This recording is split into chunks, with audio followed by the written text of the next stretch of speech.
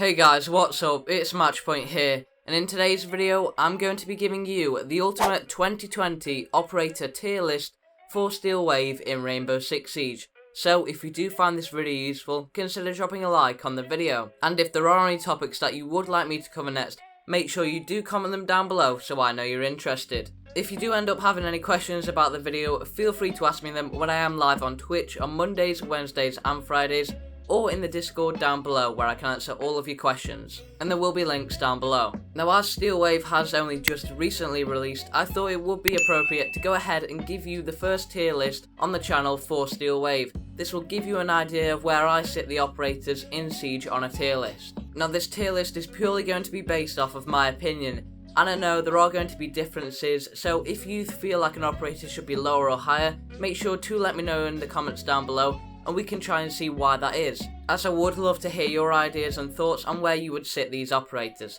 Now, the way this is going to work, I'm going to reveal each tier as we go along in the video, and then I'm going to be towards the end of the video giving you a full idea of what this tier list is going to be looking like.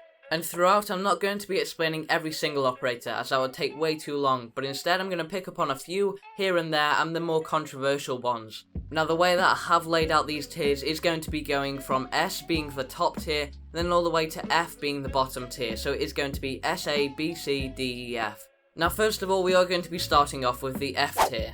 Now, for the F tier, I've gone ahead and picked Glaz and Tachanka to go ahead and place them there, and there are several reasons why. Tachanka's loadout right now is very poor for competitive play. He got his deployable shield removed for those proximity alarms, which puts him even lower down. He is going to be getting a rework soon later on in the next season, I do believe, and this is going to change a few things for him. Now, the reason why I have gone ahead and picked Glaz here is going to be because he is a sniper, and his sniper loadout isn't very strong compared to operators like Kali, who is another sniper. Glaz's overall loadout and kit is very weak compared to Kali, who has a few more features to her when she is lacking in that sniper ability. However, Glaz doesn't have really a special ability in the fact that he can zoom in more, and he's just a standard sniper with his gun not doing too much damage, to be fair, and his smokes. Now, we're going to be moving on to the E tier. Now, this is the second tier from the very bottom, and as I'm sure you can see on your screen, I've gone ahead and placed Blackbeard, Clash, Finker, Guyo, Blitz and Fuse there. Guyo might not be expected to be placed this low, however he is a really lackluster operator.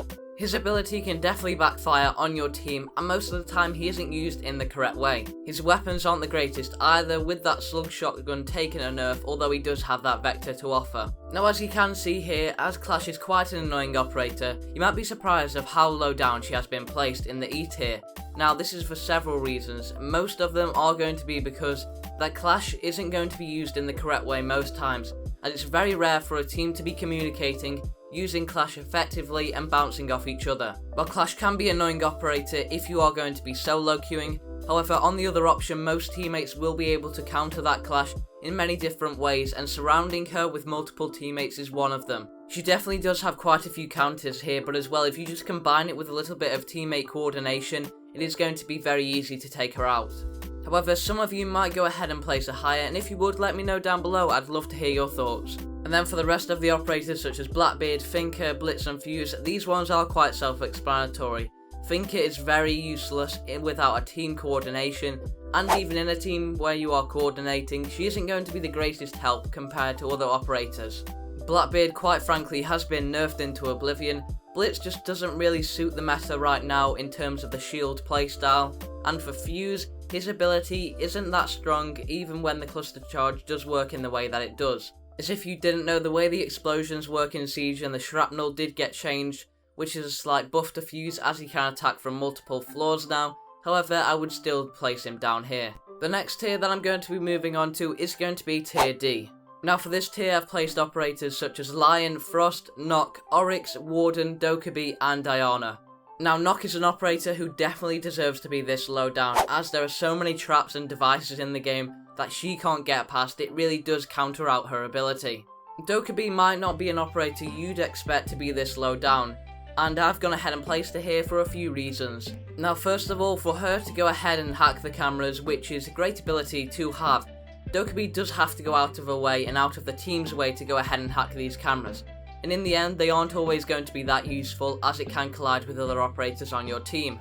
Now, with the loadout and the DMR that she does bring, The DMR isn't going to be the most meta weapon here. Now, it can be ramped up with the trigger finger, but overall it isn't going to be the strongest. Her ability does mean that she can call the defenders and keep them occupied, and it can reveal a little bit of intel, although it is quite hard to hear these phones going off and ringing with the noises that might be going on in the map. But as well, these defenders can use it to their advantage. This Dokkaebi player could potentially push in when they've called the phones, as they think that defender is going to be occupied, but instead they can lure them into a full sense of security and push out. And that is when Dokkaebi's ability can backfire. If you are looking for operator guides or more tips and tricks for these operators, I've covered a wide variety of them on the channel, and they will be there. There's even playlists for these operator guides which you might be able to check out if you need it. And there will also be a card in the top right for it. The next tier is going to be tier C. Now for this tier I've placed operators such as Ella, Capcan, Alibi, Ying, Wamai, Kavira, Gridlock and Twitch. Now before I just get into explaining these, I'm going to update you on what the tier list is currently looking like with the tiers F, E, D and C. And then as we go on up, we are going to be getting towards the more meta operators in the list. Now Twitch might have been placed higher if she didn't have that nerf that she did a few seasons ago. This is when the damage on a Twitch drone also got changed, and as well the F2 took a hit. While she can be great for clearing out that utility, and I definitely think she is a viable operator for sure, however she isn't going to be the most meta one nowadays. Ella also is another operator who might have been placed higher, but when Steel Wave got introduced, the concussion mines did get changed, so the attackers can kind of fight back when that Grismot mine does go off. Now the next tier that I am going to be moving on to is going to be tier B, and in tier B I've gone ahead and placed operators such as Capital, Montaigne, Legion, Mute, IQ, Kali, Mozzie, Amaru, Pulse, Castle and Cade. An operator like Amaru has really gone and shot up this season. With that little rework to her ability, there is seriously going to be some changes coming with her. She is a lot more viable and useful now, and it will be really interesting to see how she plays out in that pro league. An operator like Mozzie, who did get his super shorty taken away, it is going to mean that he is still a very annoying operator, quite frankly, which is why I have placed him in the B tier, being able to remove the attacker's intel and then being able to replace it with more intel for you and your team is quite frankly a deadly ability. Now the next tier that I'm going to be moving on to is going to be the A tier. In the A tier I've gone and placed these meta operators such as Doc, Maestro, Mirror, Habana, Bandit, Rook, Thermite, Book and Nomad. One thing I would like to mention is I feel like Book would have been an S tier operator if he didn't get his nades taken away, as they really did help him out with that vertical play. However, he still is a fantastic operator. An operator like Nomad might surprise you here, and there is a Nomad guide on the channel if you do require it. Nomad is a fantastic solo queue operator. She can quite literally cover your back and help you to dominate that map control.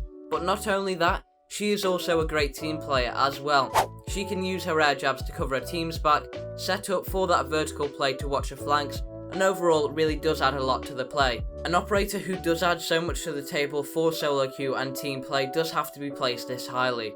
An operator like Maestro could have been placed in the S tier, and I feel like I definitely would have if he did have that ACOG still, but it doesn't mean he's a bad operator. Maestro is one of the best anchors in the game right now. Fantastic ability, fantastic loadout, and I would highly recommend you to play him. Now next up for the final tier, we are going to be moving on to the S tier.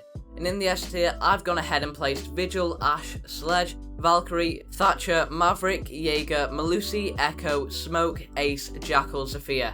And that's a lot of operators in the S tier. Those are the most meta operators in my opinion. Now Vigil is arguably one of the best roamers in the game right now, with his ability being able to help him out a lot. The same also applies to Jaeger, being able to dump his utility on site, stop those projectiles for your team, and roam. An operator like Maverick, who can quite frankly directly counter bandit tricking, is incredible and definitely deserves to be here. And then for the two new operators, which we do have guides on the channel for, Ace and Melusi, which came out with Steel Wave. Now my oh my, these have been some of the best operators we've had in a long while, in my opinion. Melusi right now is a broken operator. I'd highly recommend you to pick her up right now. She is quite unstoppable. The same also applies to Ace. He isn't as broken, but he's a very viable operator. A strong one for sure, and I would say he is definitely better than Habana, which is why I did put her in the A tier. The last operator that I do want to pick up on is someone as Zafia, who is arguably one of the best entry fraggers in the game alongside Ash in the S tier. And then when we take a look at all of the tiers together, you can see my final tier list for Steel Wave 2020 in Rainbow Six Siege.